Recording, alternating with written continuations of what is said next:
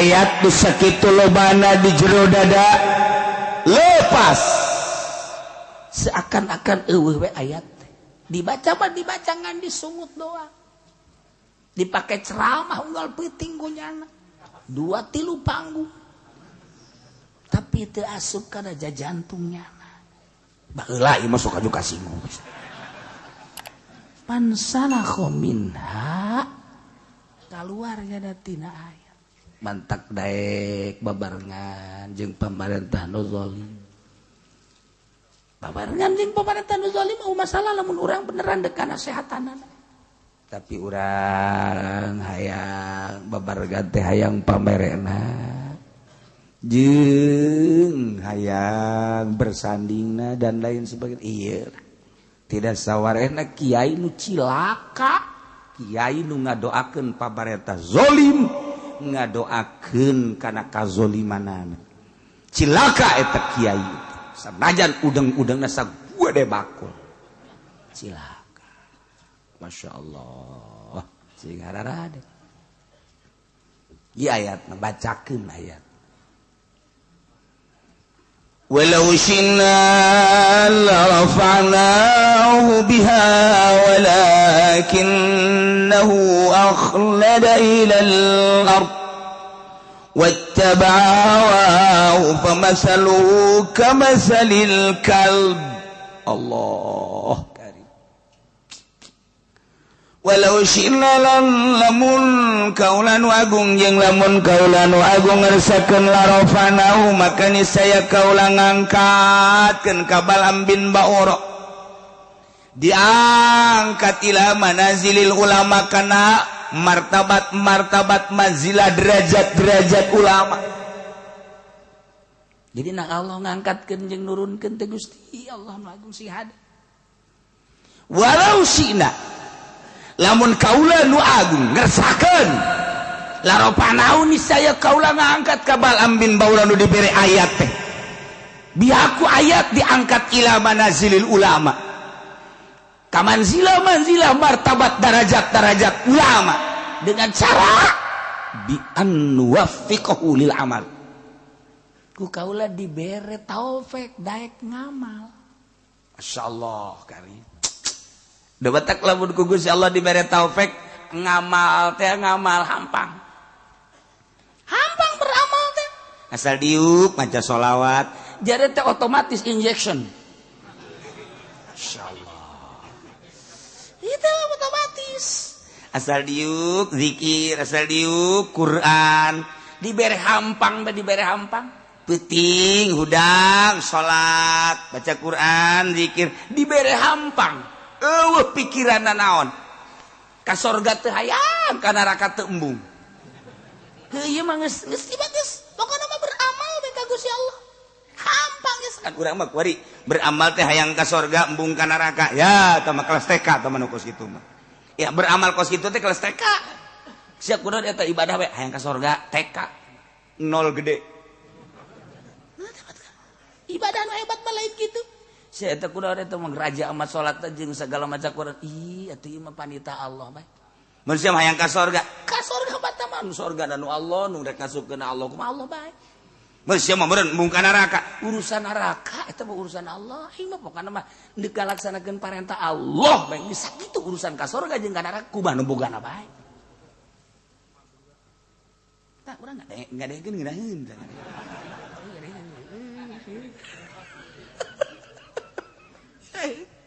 tapi gak laksanakeun eta mah kelas wali kos kitu mah eta kelas wali mah kos ka itu ibadah teu hayang lantaran jelema anu masih kene hayang unti mah eta mah budak letik ketika budak gering kemudian dek dibere obat hese bae diulik ku dokter nah ayalah bodrexin ieu obat ngan amis orok tah mah kos kitu mah tuh ieu tah papais ieu daun jerona ieu unti resep ngadahar papais teh resep ka untina ngadahar papais teh resep untina aya nangkaan dan lain sebagai cawat eta orok nu kos kitu ibadah ge ieu teh aing mah resep biasa aya sorgaan ya eta orok teh kos kitu komo teman ieu lamun dibaca sakean beuh warung maju beuh tah mah eta mah orok can lahir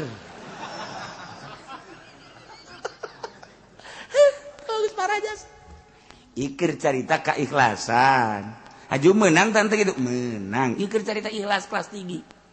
Menang mah menang bae daripada nya minta ka Gunung Kawi.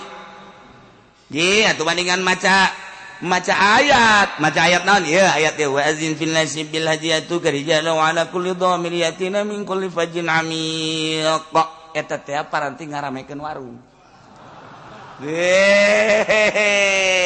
Lamun warung kan warung bae. Urang boga toko, urang boga warung, urang boga material, urang datang ka nundutan berarti parah. Berarti nu meuli eta datang ka nundutan mah tuh. Tah sibuk mah ieu can kaladean geus aya deui mul ieu can kaladean ieu eta ngaran rame. Nah, ieu ayatna wa azin fin nasi bil hajj. Ya tu kerijalan bakal datang jelema di kulli fajin ami itu berbagai daerah.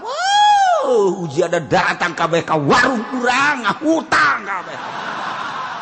Beak geus kabeh. Aduh. Nang saminggu tutup urang. Maju pede kunaon tutup ludas kabeh. Akibat daun wa adzin pinasi. Teu beunang kitu tah ngawiridan teu beres. Ngawiridan nu mantep. Tah kiai sabaraha ngawiridan. Oh eta mah urusanna khususon ge. Atuh khusus mah teu meunang dibrejakeun di dieu. Ngawirina sabaraha mimitina jeung teh mah kudu make sapi. Wah cenah kitu beres sabaraha. Ulah ke sia mararaju teu bari ibadah. Ulah geus nu aya kitu ka dahar. Lah cenah meureun kieu mah teu nyaho manusia sok ka uzon ka aing. Tuh. Ieu horeng kersaning Gusti. Walau syi'na la rafa'nahu.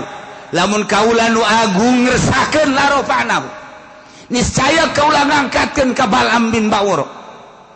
Bihaku ayat-ayat anu ku kaula dibikeun ka maranehanana.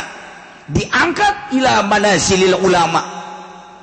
Datang ka derajat ulama-ulama anu soleh. Lain sembarangan ulama. Carana bi an wafiqahu lil amal. Ku kaula dibere taufik daek ngamal. Masya Allah. Nu mahal teh ieu urang taufik nu mahal. Mata kurang lamun ngaji tauhid, fama syaa kana wa ma lam yasha lam yakun. Naon bae nu dikersakeun ku Gusti Allah pasti terjadi. Wa ma lam yasha lam yakun. Naon nu teu dikersakeun ku Gusti moal kajeun ku kumaha ge. Sebab Allah teh al-fa'alul lima yurid.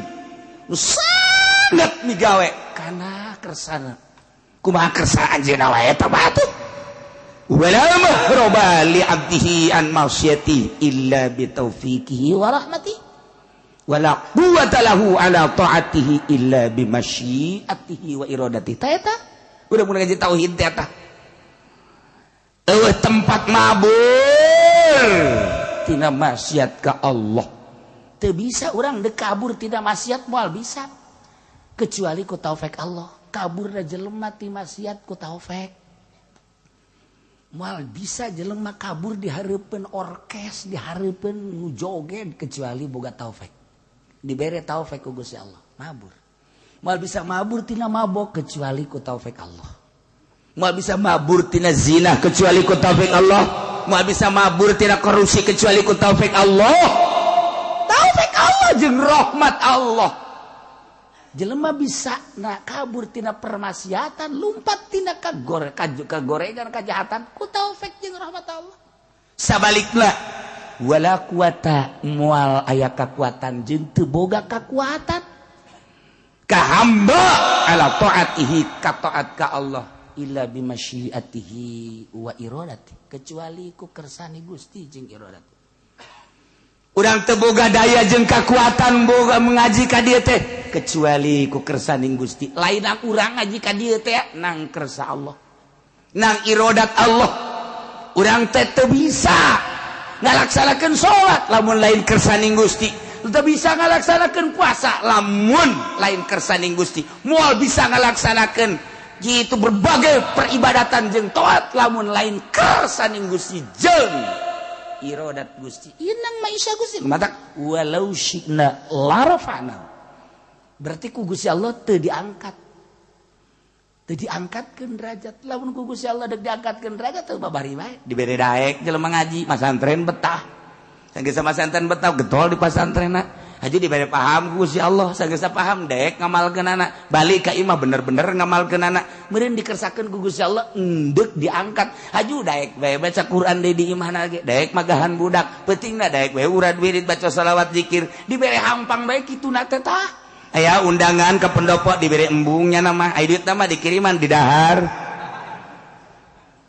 mulai tah rada tigeus setik tah kepala setik haji nyana ngomong ngarep-ngarep kamari mah ya kiriman ira kiriman nah mulai geus alhamdulillah kamari aya tokoh Golkar sumping masyaallah horenganan Golkar mah balageur jagana teh ih sekali ngaguriwalna mantep jasa ajuku jana dipenta nomor telepon bapak nomor teleponnya berapa sih nah kiai goblok tolol teman kiai kos gitu lain nanyakeun telepon Allah nanyakeun telepon bupati segala gubernur segala DPR itu mikir goblok lah mukos gitu mah telepon Allah nuku ditanyakeun emang kiai nyaho itulah nanya ka aing telepon Allah mati mimiti Fatihah datang ka qul a'udzu birabbil nas eta telepon Allah sok geura baca nembalan Allah ge A'udzu billahi minasyaitonir rajim.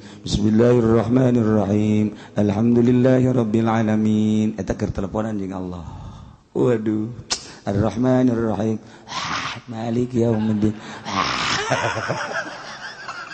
Teu kataekan deh.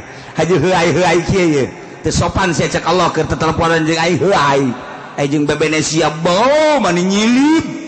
Keur lobaan ge keke punten nyari anu telepon we ge we wah teh ku galedeg gitu teh jelema wah blon urang ge hareupeun urang ge masih nyilip heula eta telepon jeung makhluk mah ai jeung Allah kakarak Ar-Rahmanir Rahim soek bisa teh sungut sia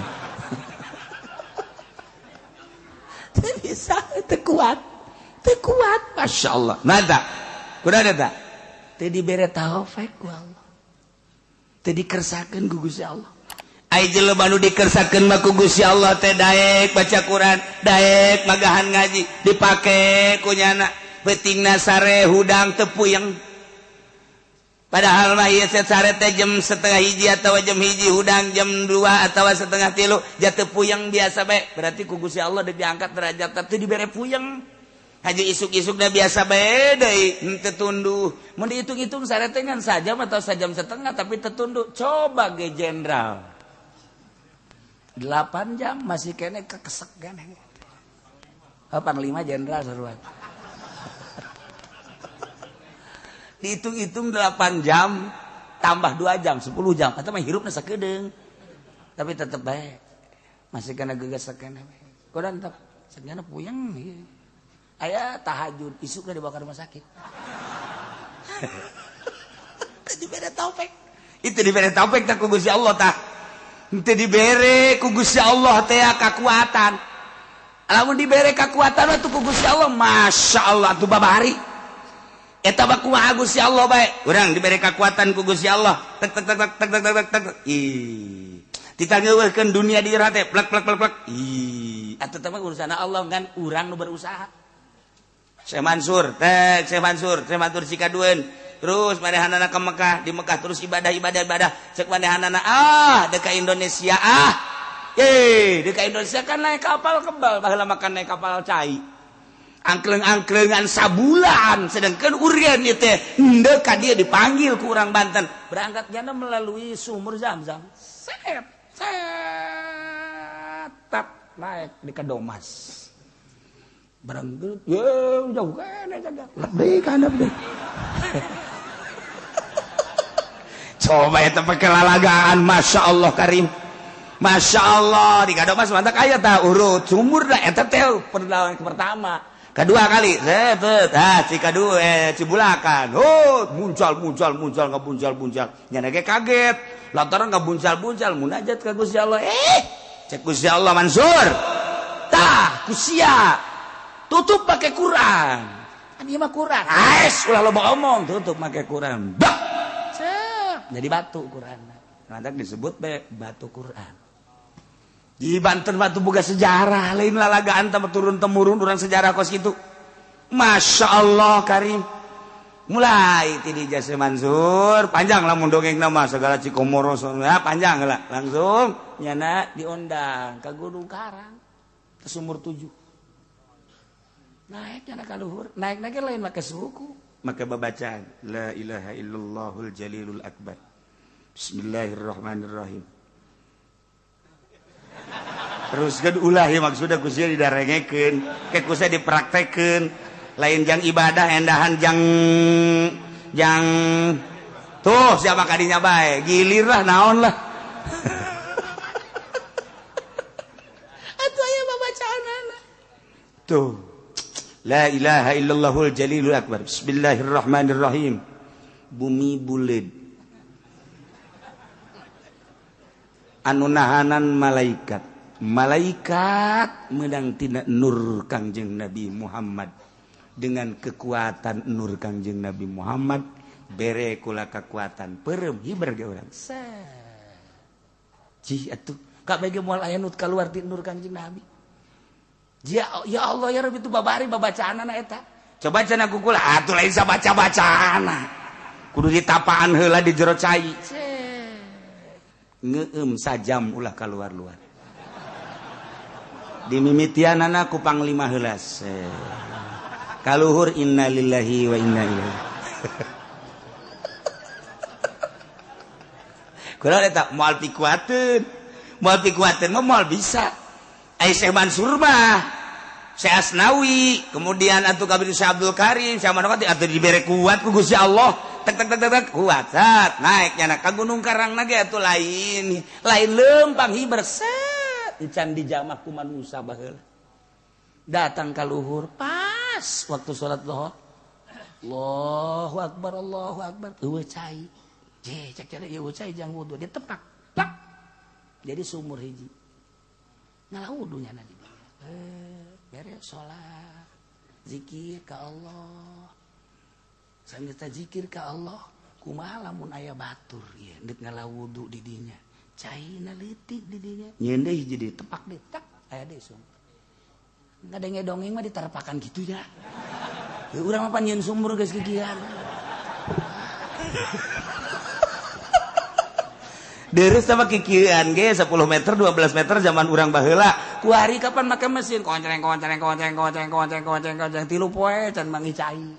Saminggu nya gandeng tatangga kabeh geus kararieu bae. Konceng durut. Geus teh datang ka anak udah dapat berapa Mas? 50. Ada airnya? Belum ada. Sial. Ada juga asin biarin emang tuh urang teu kebeneran Masya Allah tapi Syekh Mansur datang ke 7 tek 7 sumur di dinya eta teh jang nyana jang babaturan jang ahli-ahli dinya jeung jang tatangga jang anu zarara 7 nu mantap jadi lamun urang nyaritakeun Syekh Mansur emang kumaha gitu ya Allah ya Rabbi tidinya lah tetap titip panjang dongengna tah ieu sumur 7 digunakeunana ku wari ku jawara. Lamun datang ka dinya aya caian geus jagoan kajen ku kumaha. Mun datang ka dinya caian nah lan lain-lain sebagainya. Eta teh keur carita hiber karuas. Slek yen sumur plak aya lah 7. Dititip ku nyana. Nah moal dibejakeun tah nu kuari katitipanana aya keneh. Arwahna maksudna siapa sok aju di mana. Terus kitu endek eta naon tuh sia ka ditu. Eta kos kari itu kan hebat amat dibere kuat ku Allah bi an nuwaffiqahu lil amal mentang mata nyana teh sapoe-sapoe ting teu sare biasa bae sare sajadina bae keur ngaji los eta ge nanggo si Allah terus sia sok aju kasinggung lain urang mah kunaon atuh ngaji teh ieu ngap bae wiridan teh ngap bae salat ge nang maksakeun ieu teh teh dibere taufik ku Gusti Allah. Lamun dibere taufik mah masyaallah nu mantap ibadah teh urang teh nu paling hebat mah lain Allahu akbar. Bismillahirrahmanirrahim alhamdulillah lain eta. Allahu akbar. Bismillahirrahmanirrahim kalawan jebut jenengan Allah anu Maha Rahmanir Rahim alhamdulillahirabbil sadaya puji tangtu Allah nu mangga lain eta. Salat mah asli mah.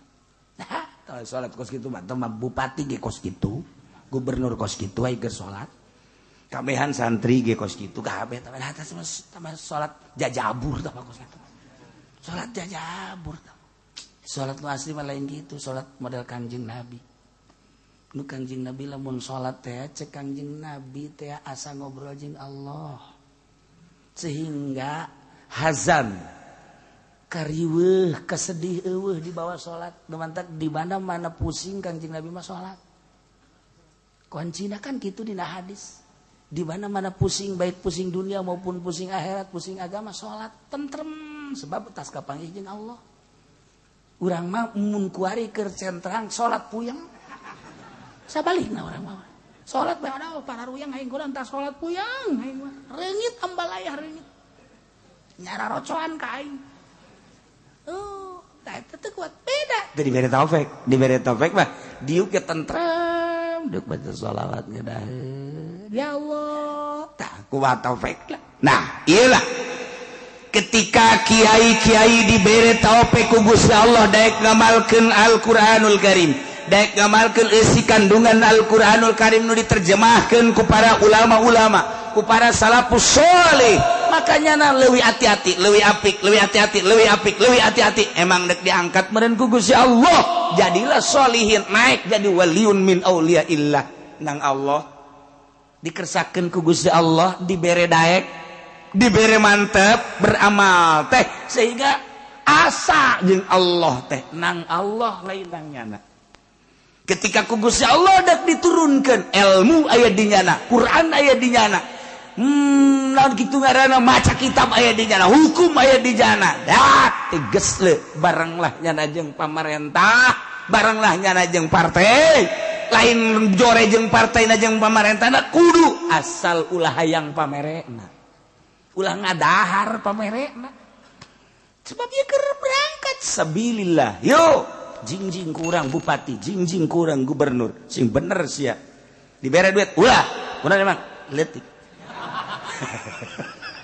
kudu gede we tolol ieu we ulah urang berangkat yuk urang rarapih ieu Banten urang rarapih ieu Jakarta ulah segala dipimpin ku kafir segala naonan iya teh mah negara tuh sepenting mah jujur bae dek jujur kumaha kafir pugu kadirina ge ngabohongan bahwa pangeran teh caknya ada batu cadirina bae ge gezolimin zolim atuh ngomong ka batur ulah sok ngomong teh di Jakarta kiai boy ini mah kafir juga adil cakna danyol teh podo sero sia mah tuh ku pangeran ge teu ngarti nya dek adil di mana tuh jang dirina ge zolimin zolim atuh komo jang batur kararesieun ngomong kos kitu bae ge aing mah ngomong kos kitu ge ieu mah keur jelema bae ieu cenah loba teu dianggap jelema aja ku aing mah tuh aduh aya ge panglima na di dieu tuh eta prajuritna pan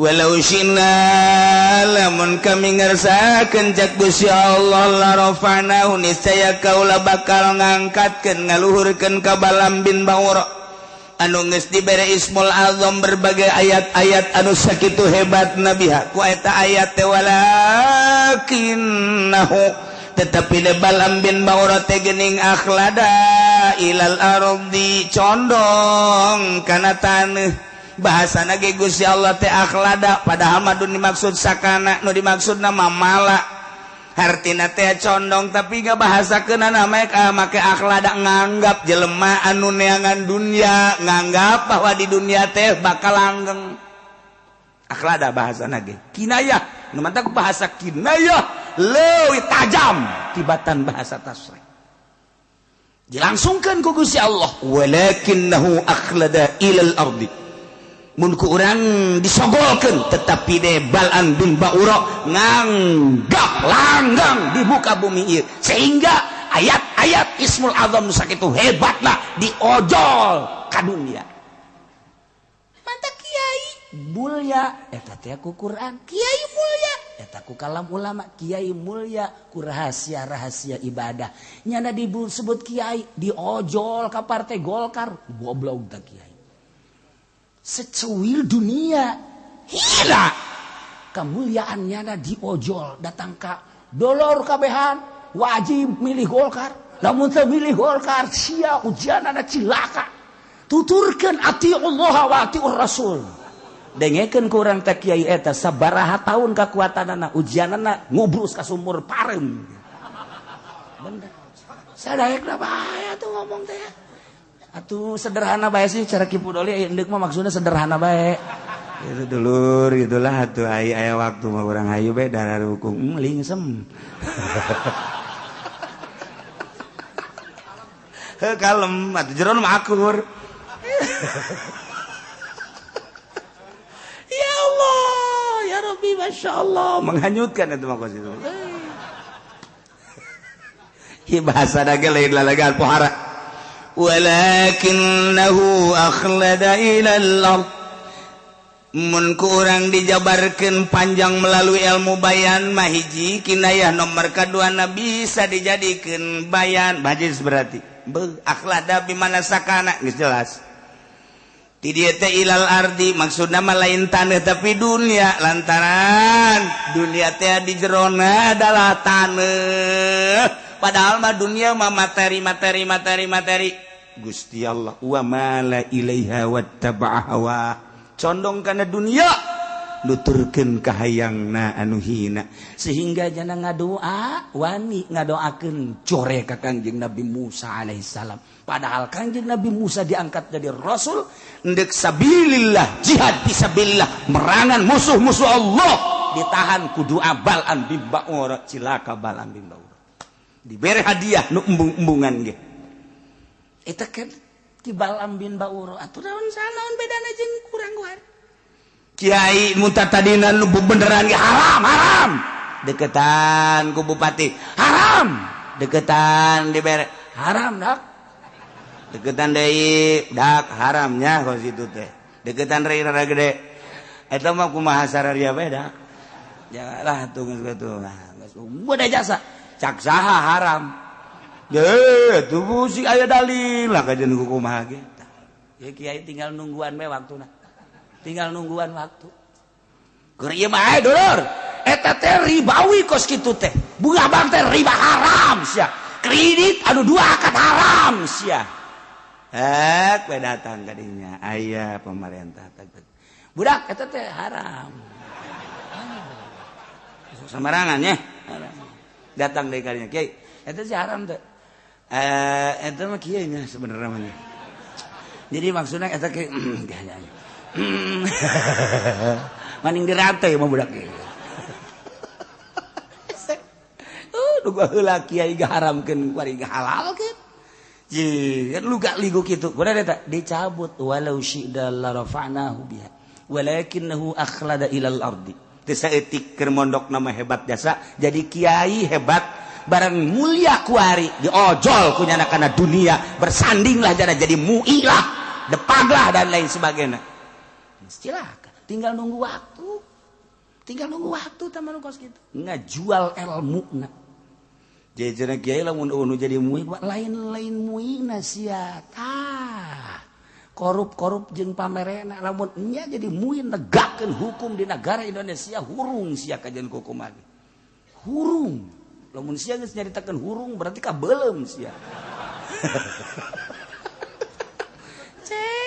satu kuari mui mana kuari mui deh ya Allah mui teh sebagai filter lantaran negara urang negara demokrasi geus demokrasi mah teu berbau agama lantaran diserahkan kepada seluruh rakyat geus ditunda kos kitu masalah urang boga mui sebagai filter geus atuh agama teh ya ieu teh ya kitu melalui pintu mui sebagai toser jang ka pemerintah kuari mui na geus polusi di jerona erosi kabelah dieuna teu pernah aya dengungan mui urang teh kuat daging kemari teu ngabejaan haram halalna kuari berbagai-bagai lah geus harese ngomong urang horeng di jerona mah atuh lain deuk nyaritakeun agama mui teh sarua dunia nu di arah teh atuh geus sakomplotan kan itu walakinnahu akhlada ilal ardi wattaba'a hawa ya Allah ya ieu maka caritakeun anak baik anu dimui ai akhlada ilallah dicondong kana dunia mawattabahawahu tiges le bakalna ataupun dinu partai sarua bae atuh walakinnahu akhlada ilal ardi wattabahawahu induk dunia mah maupun di modern ya namun pasantren modern ai ngaranna mah pondok pasantren tapi anu jelas nama endek akhlada ilal ardi condong kana dunia wattabahawahu boro-boro pesantren modern yayasan cara urang ge ku ari pondok salapi tapi nu dimaksud mah dunia keneh atuh sarua bae sarua ieu sapira wadah salap ge ngan ngaranna doang ai ujung-ujungna dunia mah kitu-kitu keneh bae sarua teu saeutik jelema boga pesantren salap tapi orang di jero nama ngajualan agama sarua ngan teu pati jelas doang salap mah rada deureus bungkusanana rada deureus aing geus modern mah tah geus dunia moal nyaho ka Allah bae kajeun kumaha kajeun ngomongna Allah-Allahan bae ge moal sebab lamun endek bener-bener ka Allah kembali ka salap wajeun sasaha ge presiden deuk ka Allah kembali ka salap gubernur deuk ka Allah kembali ka salap pondok pesantren modern jelemana maksudnya deuk ka Allah pasti ka salap sebab tuntunan nu asli deuk ka Allah salapi modern mah hanya omong-omongan ada doang sok renungkeun geura ge renungkeun ku urang deuk ka Allah mantak nu paling pake kasieun ku Amerika pondok pesantren salap pondok pesantren modern mah geus dianggap baturnya anak komo tanpa pamarentah mah anak sulungnya anak mah anak sulung iya pondok pesantren salapi cek Amerika waduh hese sebab ngadidiknya jangan mah biasa bae tapi di mana geus jadiina pondok pesantren modern mah ngadidikna pohara jasa tahajud berjamaah salat tasbih berjamaah salat dua berjamaah tanyakeun dalilna berjamaah mah yang ti mana teu nyahoeun atuh naon tahajud berjamaah emang pernah Kanjeng Nabi tahajud berjamaah baca sholat tasbih berjamaah emang pernah Kanjeng Nabi sholat tasbih berjamaah duha berjamaah hei naon atuh aya aturan mana kumaha sih pondok pesantren mah biasa bae santrin ge berjamaah ge carang antep bae biasa ngan kiaina ngadoa ya Allah ya Rabbi si eta tilok berjamaah Gusti tamah ai kira-kira bakal bener lalaunan Gusti ulah sakaligus supaya daek bae lah mulai magrib doangnya na hiji isya magrib isya subuh mah tilok engke ge nyana tah sabulan 2 bulan mikirnya dua jeung isya dua pesantren salap mah kitu tentrem adem kalem tapi di mana geus daekna sebab berangkat tina nurani henteu kapaksa nya mah masyaallah geus lamun geus kos kitu loba jelema sorangan ibadahna tetep bae di kota di gunung akur bae dah lamun tadi cara tadi mah tadi berjamaah-berjamaahkeun asal teu berjamaah bae teu tahajud salat tasbih diberjamaahkeun asal teu berjamaah bae teu salat tasbih boro-boro masyarakatna kiaina ge teu salat tasbih emang kiai goblok nungguan berjamaah bae hayang di kiai-kiai kiai nu asli mah tilok kiai abi ngiring berjamaah ulah sorangan bae sorang horeng tilok nya ge sial teh kiai pisan kos nu ikhlas teh kitu kareng nipu sarua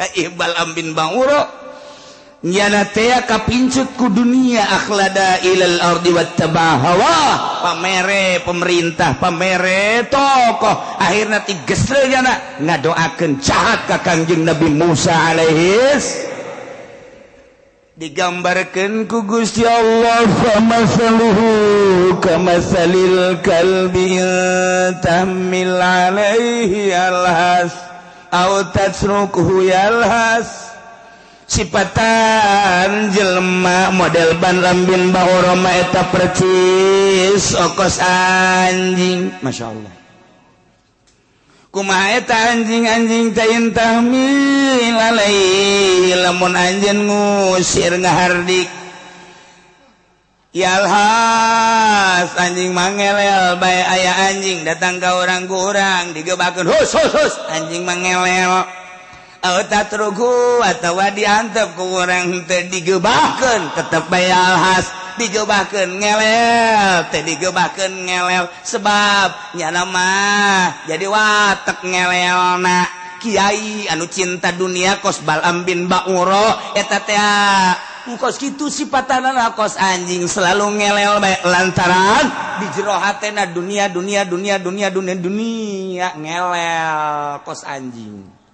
Na'udzubillah min halik persis digambarkeun li annallasa tabi'atun asliyatun fi lantaran ngelel eta watak anjing anu asli. Pakadzalika halul haris ala dunya kitu kene jelema anu kasengsem loba terhadap dunia. In wa'atahu lamun ente mapatahan ka jelema anu cinta dunia la yaqbalul wa'da moal daekeun narima kana papatah tetep bae neangan akur jeung nyana dunia lamun diantep kurang teu dinasehatan walam taizu pawarisun aidon tetep bae dunia bae nyana kiai lamun enggeus kos kitu percis digambarkeun anjing ku Gusti Allah ngelel bae di mana bae dunia yen pondok pesantren modern maksudna dunia sekamana maksudna dunia di ondang-ariung maksudna berkat dunia silaturahmina ge ngan ngaran doang nu dimaksudna dunia neangan ka murid ge dunia kiai kos kitu gambaranana anjing mal bisa dinasehatan sama kiai kos kitu kurang dinasehatan ngelel bae marah malah ngegel bisa jadi nasihat ngelel bae ilah kiai mantap kiai asal dibere bae ku pemerintah komo haju asup ka Golkar ngelel bae teteh ngelel dunia beubeuleun bae ka pendopo dunia maksudna diondang ku bupati dunia maksudna naik ka panggung dunia maksudna ge teu cenah kiai ikhlas coba aing mah hayang nyaho kuat henteu nyana naik ka panggung ikhlas teu dibere maksudnya eta teh ari putaran kahiji putaran kadua teh kitu ngaron eta ai endek calon bupati teh osok ngider gitu kayak panggungan naon ngaranna pun aing mambu ngadengetin nu sejen naon ngaranna kampanye maksudnya aing geus nyaho ti tadi teh kampanye hayang ngadenge jelu we gitu tah kampanye ya Allah kiai anu tadi nyakelan Quran kitab kuari kampanye sedih amat hina amat di dadana aya Quran di otakna aya Quran kunaon atuh pake ngadoakeun bos kitu hina amat cicing kiai mah ngadoakeun umat can bisa salat supaya bisa pemerintah anu nakal supaya lempeng ngadoa ka Allah datangnya na kaimah nasihatan ketika nyana diondang ka ditu ulah yang pameran nasihatan eta kakara kiai bener mal kebal umurna gege mal kebal umur di penjara nyana sanu daek pemerintah dinasihatan sanu daek mata kula embung diondang ge embung belantaran kula mah ieu ngomong bae hendeukna ngomong bae kula diondang misalnya pernah keur ieu diondang kapan ka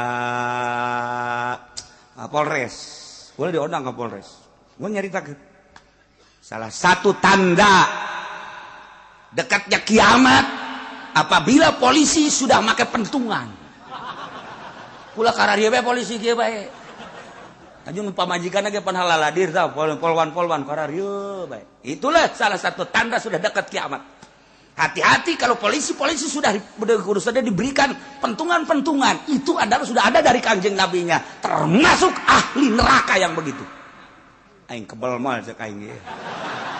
Kebal mal. Maksudna sakali ceramah aing di nyana, aing teu hayang 2 kali, tapi keras aku je jantung nyana. Cukup aing mah sakali bae. Alhamdulillah datang ku hari teh diondang dong deui. Henteu mah aya gendong ngodang ulah cenah ge uci mah kos kitu teu ngeunaheun. Itu kahayang aing, berarti keras aku hatenya na cukup aing mah. Terus wasiatkeun ku sia tah ceramah aing ka anak buah sia terus datang ka kuari. Cukup aing sakali ceramah ngeretek kabehan. Beres geus. Tapi tayang 2 kali geus. Iki podo 5 lain. Maksudnya supaya sekali deui alhamdulillah gitu kan. Lain deui.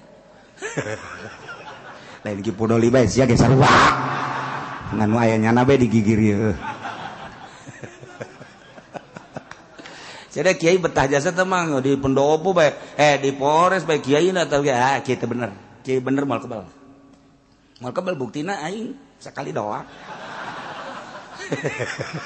aja cenah bejana aing dibahas bae terus bae sababaraha minggu eta materi teh dibahas ini begini pertimbangan hayu ku sia kaji anjing mah aing mah teu boga pikiran naon penting sia balalener alhamdulillah ku ari asal ka imah kula bae teu mawa nu kasakari teh eta sicarekan cenah ku kiai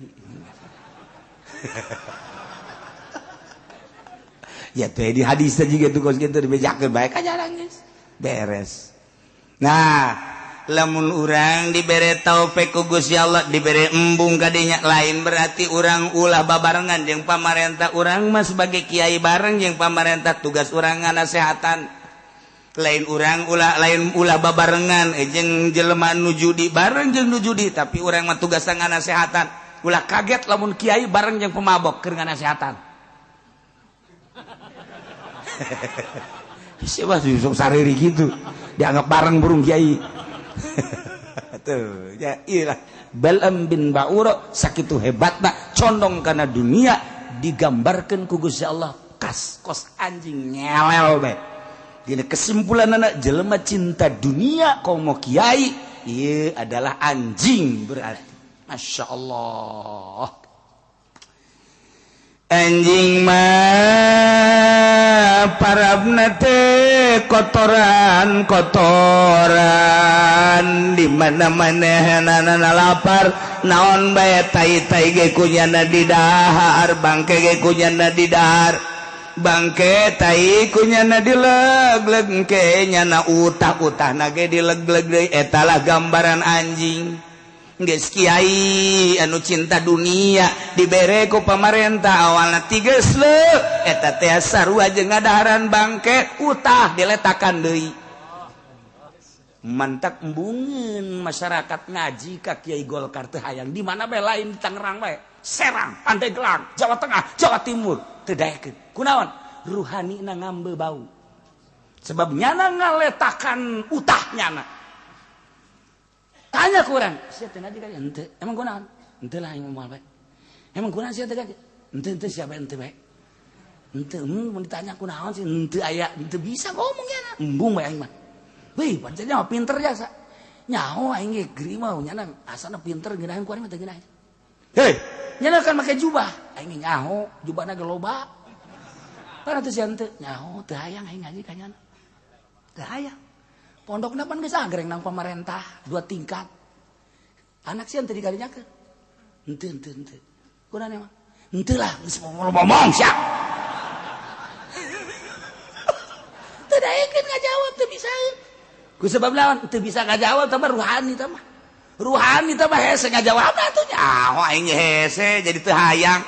Pancen sia imana deukeut, lain deukeut-deukeut deui dulur barang mah. Ari sia teu ngaji henteu.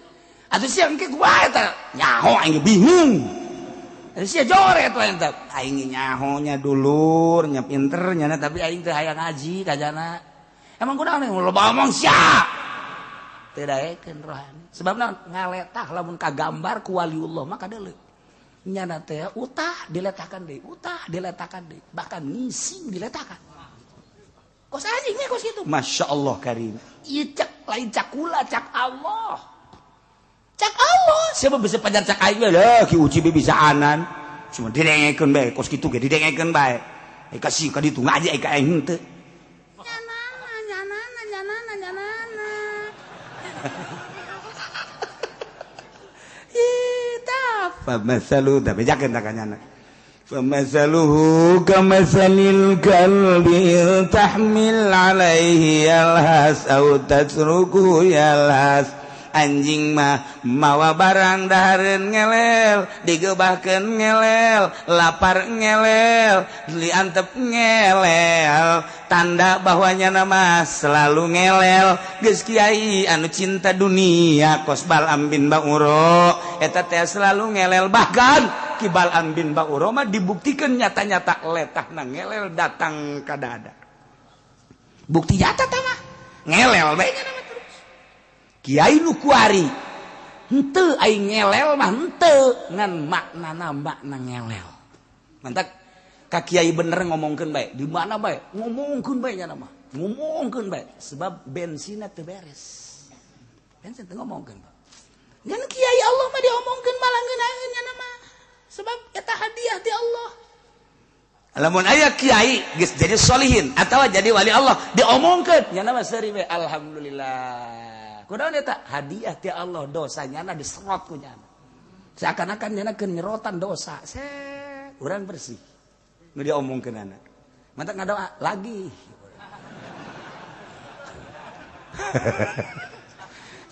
Moal robah ku diomongkeun moal. Moal robah ku dihasudan moal. Sebabnya nya nama geus teteg Allah hiji bae. Masya Allah ieu gambaran anjing lain lalagaan. Na'udzubillah min Zalika masalul qaumil ladzina kadzabu biayatina. Sifatan-sifatan eta lah nu tadi dicaritakeun anjing daya. Intahmil alaihi alhas aw tatruku alhas. Eta sifatan kaum anu ngabohongkeun ka ayat kaula nu agung. Jelema-jelema nu ngabohongkeun ka ayat-ayat Allah eta percis okos Balam bin Bauro. Balam bin Bauro teh digambarkeun ana anjing anu selalu ngelel, digebakeun ngelel, diantepkeun ngelel, mawa dahareun ngelel, lapar ge ngelel bae. Muhammad faqasusil qasas la'allahum yatafakkarun. Caritakeun ku anjeun Muhammad al-qasas dongeng-dongeng ieu teh caritakeun Muhammad ka para Yahudi. Dongeng Balam bin Bauro anu digambarkeun seperti anjing yakni kesimpulan jelema cinta dunia teh ieu adalah seperti anjing yakni jelema anu ninggalkeun agama ngajual agama eta teh percis kos anjing Muhammad faqasusil qasasa bejakeun dongeng-dongengkeun ku anjeun Muhammad ka para Yahudi khususna umumna ka urang kabehan. Maksud la'allahum yatafakkarun.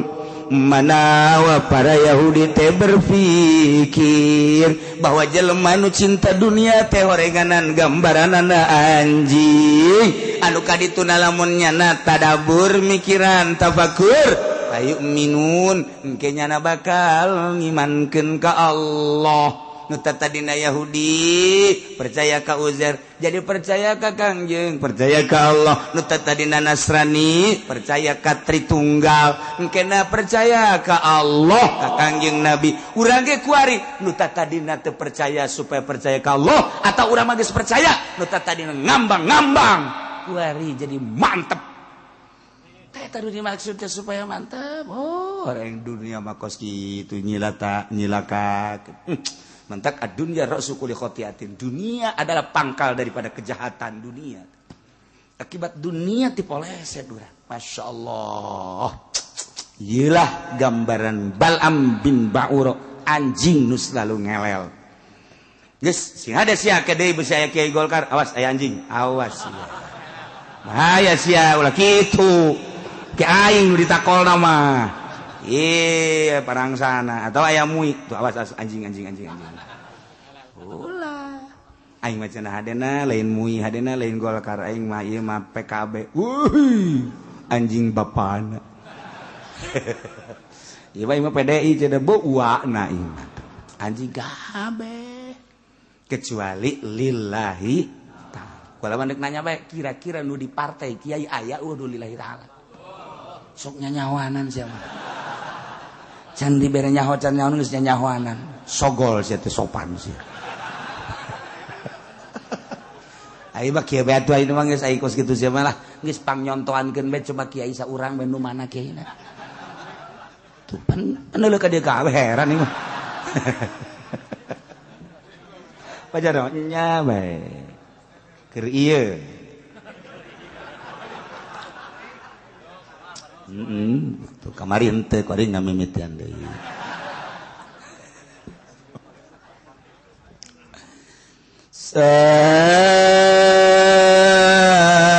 masalanil qaumul ladzina kazzabu bi ayatina wa anfusahum kanu yazlimun.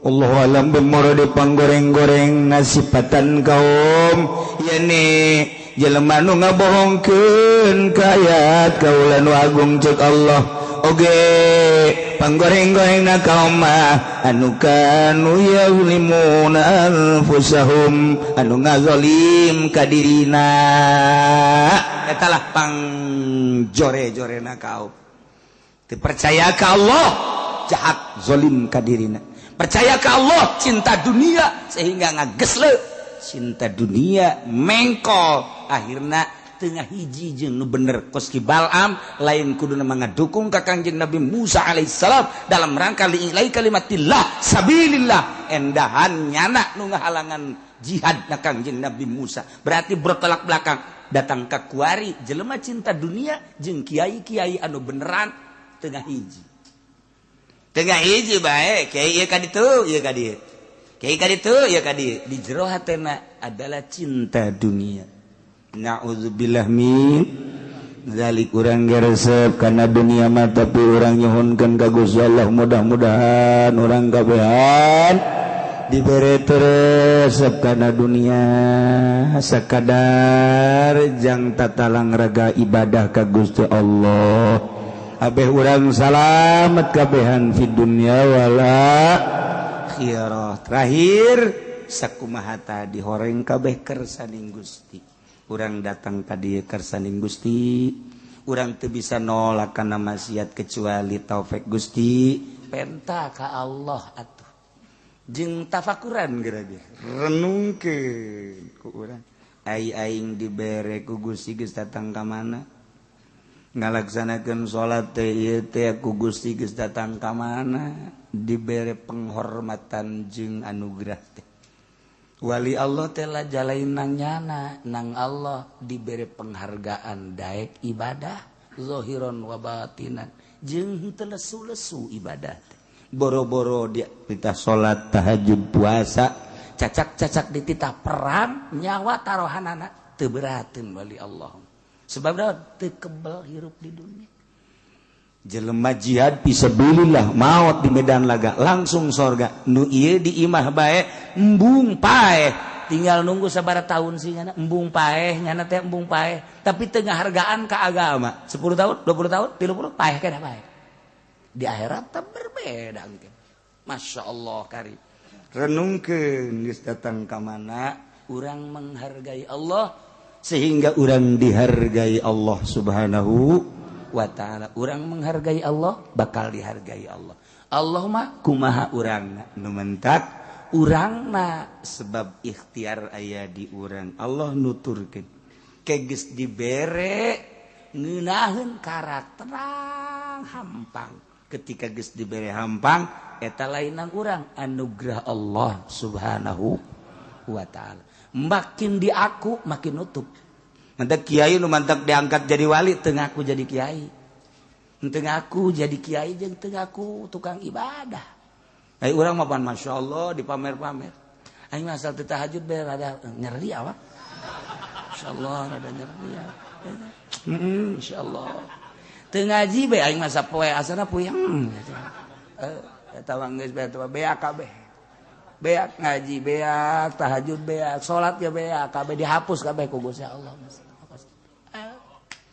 aing mah asana sapoe teu sedekah asana ngageter heuh ngageter bae mah mana sih fakir miskin geus disiapkeun bae maksudna eta mah geus kalakuan aing eta mah geus masyaallah aing mah geus jadi adat kos kitu teh beuh siling sama mata sing ngomong aya kuari ge jelema eta wallahu a'lam bissawab.